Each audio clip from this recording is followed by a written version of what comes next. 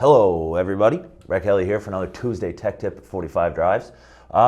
Today we're talking about best practices when using Samba on top of CephFS. This video was inspired by a Ceph mailing thread I read the other day. Shout out to a co-worker of mine, Bailey Allison, who does great work on there helping people out. But someone asked the community, everyone using CephFS and Samba, like, what do you do? How do you set it up? Like, we know open source, there's no set way to do everything. There's a couple different ways you can do many different things. And well, we've been using Samba and CephFS for quite a few years now, so we've learned a couple tips that really help. So without further ado, let's break down the 5 best practices that we found here at 45 Drives for using CephFS and Samba.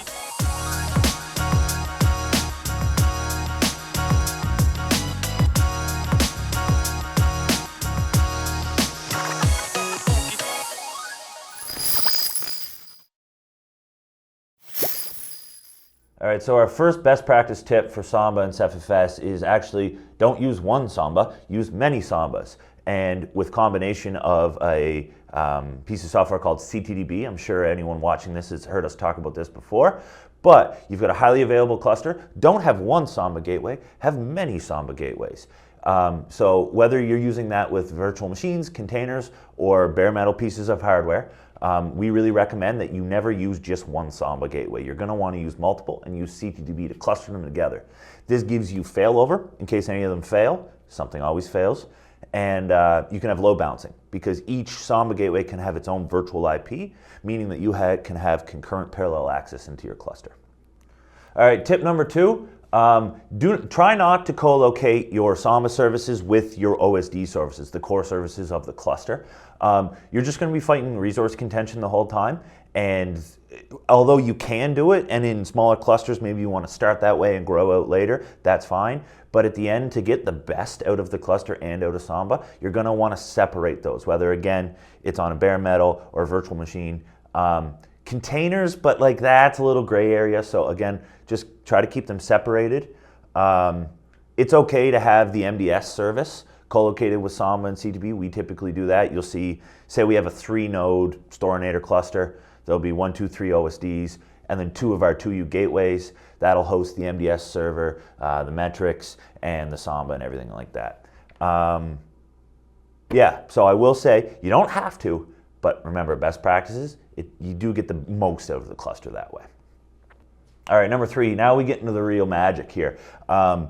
When using CTDB, Samba, and CephFS, use the CTDB Rados locking rather than the traditional file system locking. So let's take a quick look at the screen here. I'll show you what I mean.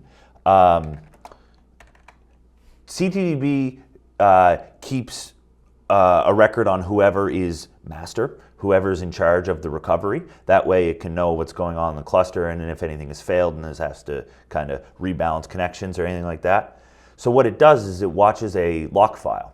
And I say file because traditionally in the CTDB conf, let me pull that up here, ctdb.conf, you would specify a recovery lock and then you'd give it a path to a file system. Unfortunately with CephFS though, if a server dies on that, the MDS will just mark that session as stale and it'll block all the other clients from accessing that lock file. So then CTDB freaks out, says, oh no, something's very wrong here, and it just bans all the nodes and then you lose your VIPs, which kind of defeats the whole purpose of everything. It's not a well-documented solution. It's not even a well-documented problem. But what the solution to that is instead, if we look at the screen here, is you can actually store that CTDB lock in the Rados cluster itself. So that means you don't have this unfortunate nature of what CephFS does here. You can bypass that completely and dump it right into Rados.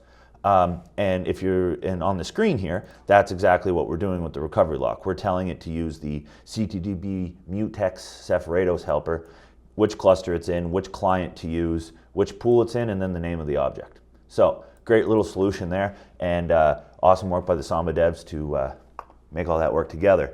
Now, these, if you want a little more detail of like why that happens, we'll drop a link to a good mailing list discussion in the description below. But Ubuntu Samba / CTDB packages already have this feature enabled. So if you're on Ubuntu and you install a Ceph cluster, that's there. It all just works. You can write the conf the way we have it on the screen here, and everything works.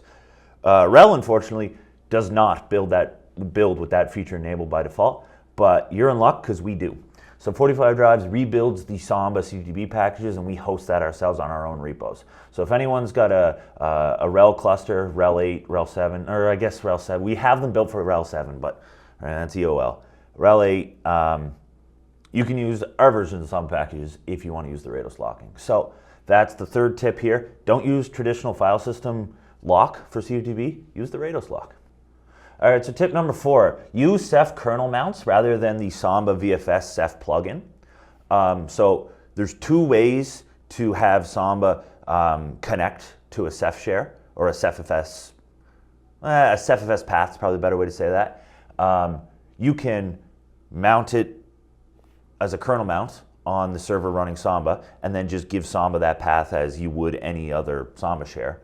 Or you can use Samba's VFS module system and it can plug directly into the Ceph cluster. So you don't actually have to mount Ceph on the host node.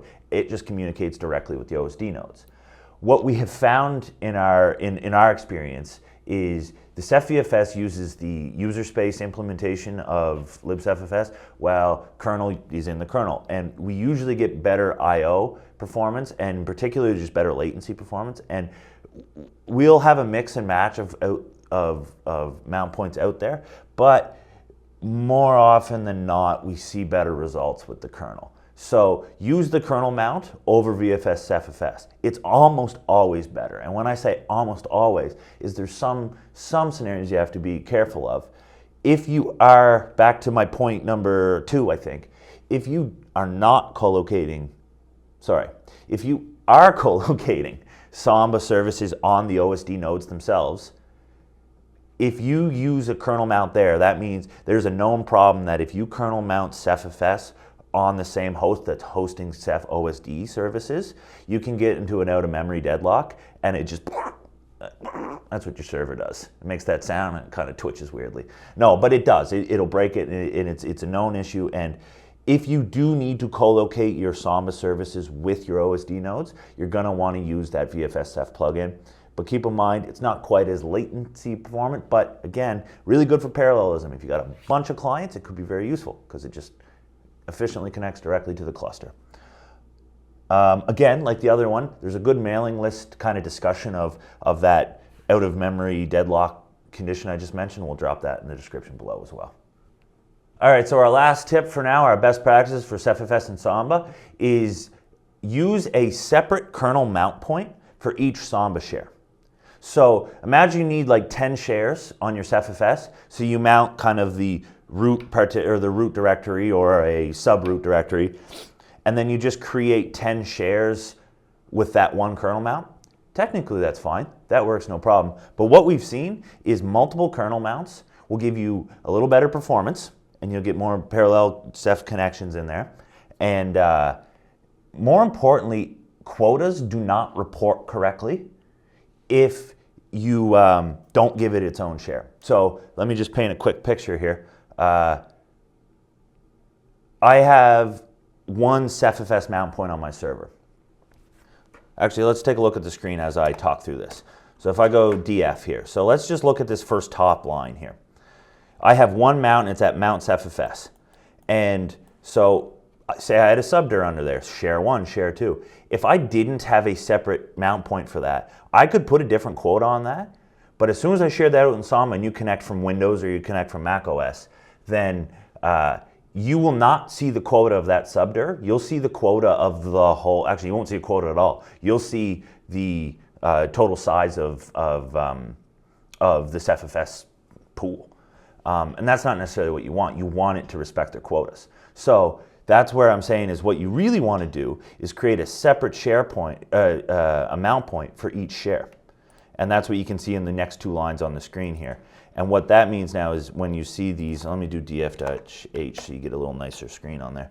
So like say a 55 gigabyte or a 1 terabyte, when I connect to that from my Windows side, instead of seeing this total size, I'll see this total size. Now, I don't have much data in my cluster.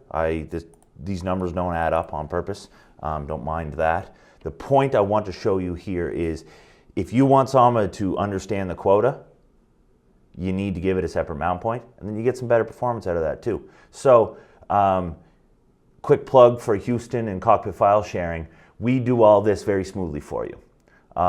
In particular, if you have a cluster set up and you choose to use cockpit file sharing this way, it'll make the shares for you and everything. If I click over to here and I want to make a new share and say I'm going to call this one share 3, and I want to put it on mount CephFS share 3, doesn't exist, create it now. Let me give it a 100 gigabyte quota, go to the Ceph data pool. I know I didn't finish that, but for illustrative purposes, this is all I need to do. Go back to the terminal. Let's run our df command again, and then see it'll just make the third share for you. If you hopped into all your other CTDB nodes, it'll do that for you as well too. So 1-to-1 share ratio between the share and the kernel mount. If you want to use cockpit file sharing to make that easier, that's what we're here for. All right, so using Samba on top of CephFS is a great solution. It's used all over. We've got a lot of success with it. The community has a lot of success from it. It is probably the best way to give CephFS storage to macOS clients and to Samba clients. You can use snapshots for shadow copy. You can join Active Directories and use Windows side ACLs. It's a really powerful way to utilize your storage. And with using those tips that we outlined above, that can really, well, just help it all go smoothly for you. If you have any questions at all on all this, contact us here at 45 Drives, comments below. You know how to get a hold of us. And if you don't, well, we'll put something in the description that you can find us. But that's it. CephFS, Samba, CTDB, 45 Drives, keywords.